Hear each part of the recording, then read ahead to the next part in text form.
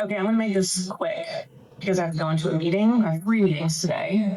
I've been in the corporate life for almost half my life. For context, I'm 40 years old. I have 2 children who are 11 and 7.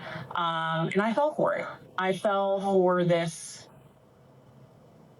thing where, go to college, get your degree. If you want to have kids, you can do it all. You can have a career, you can have kids, you can just do everything. Well, I don't want to do everything. I don't want to do that anymore. I fell for that shit. Do not fall for it. Do not fall for that shit. I want to take my kids to school. I want to pick them up from school. I want to be there when they get home. I want to chaperone for them, volunteer at school. I just want to go to the gym, clean my house, do laundry, go to the grocery store, and just be home. So do me a favor. Do not fall for that shit because it is not worth it. It's a joke. It's a joke. Don't do it. Be home, find a way to be home, be with your family, be with your kids. Just, it's not worth it. None of this is worth it. So. What do they say? I'm just a girl. I'm not laughing at her.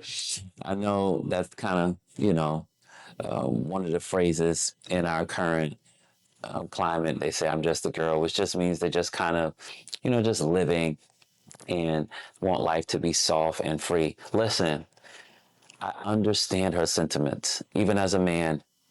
And this is less about her experience as a woman and just more about the reality that a lot of life, a lot of our world, a lot of the people in power and the things that we're doing comes down to money. They'll sell us that, hey, if you go to college and you do this, you're going to get this high-paying job. There's a lot of romanticizing about life that happens to you and I. A lot of indoctrination that happens to you and I. And a lot of, just to be very clear, demonic lies. Like it's almost like the devil himself lying through people. They're not telling you directly what something's going to do to you. They're telling you something indirectly, like they're selling it as a benefit when it's really going to be the reverse. And that happens with the romanticizing of marriage, the romanticizing of corporate America, the romanticizing of as a man being out there in the streets and just sleeping around, the romanticizing of independence and feminism to where you're to a point to where you don't value men. Like there's a lot of romanticizing, which is really just lies, that make you, that want us to believe, like she said, you can have it all. No one can have it all. I share this often with my friends, a story a young lady told me about 10 years ago.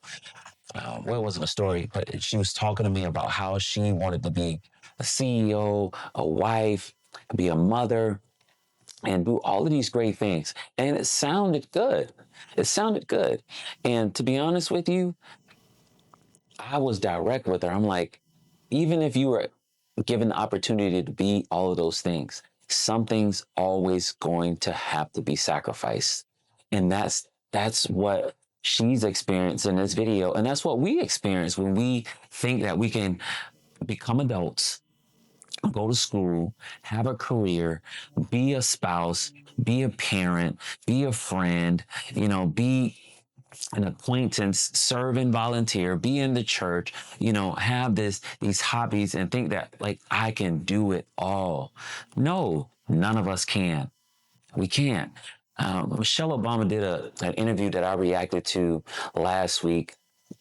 And it was just interesting. She was saying what she was speaking to women, of course. She was saying that women need to get off the phone and get more involved into reality, into their real lives. And it's not that she was saying that social media is bad, but she's saying the data is in. It's causing depression. It's a lot of lies. Nothing is perfect. I'm going to repeat those same sentiments. None of us can have it all. A lot of what has been pitched to us and sold to us in our young age and our young adult age And even to older people, it happens politically. It happens in a lot of circles. A lot of it is just a lie. It's romanticizing of things, of lies. Like they make lies look and sound good. I feel bad in the sense that, she's sharing valid and what seems to be sincere emotions about the wrestle and the fight between wanting to be a wife and a mother and be at home with her children and family and be, a homemaker, all while understanding, the benefits of corporate America, being able to add to the home, to provide finances, to have health insurance, all while she's also planning to rush into a meeting. It seems like maybe she was in a moment to where she was conflicted about like, hey, I got to go into this meeting. I got to work. I got to do this. I got to do that. And I'd rather be with my children. I'd rather be serving in my home. And she just got real transparent. And we appreciate that because you know what? She's expressing emotions that a lot of us have and that we don't get a chance to either talk about or express. So this is what I'll say to this and how we can have hope. The reality of it is there's nothing that's going to be perfect in this life. But what we can do is root our happiness, our contentment, and our satisfaction in Jesus. I know, don't shoot me because I'm talking about Jesus again. That is really the answer. The Bible says, Jesus says, I'm the way, the truth, and the life. And when you look at that word life, it means to be fully optimized, to have full satisfaction in this life. Even though there's no perfection, with Jesus, we can have full satisfaction rather than saying, I just want to be home, being a homemaker, spending time with my kids, volunteering, going to the gym. She can look at life differently through the prescription and lens of Jesus and said, I'm blessed to work.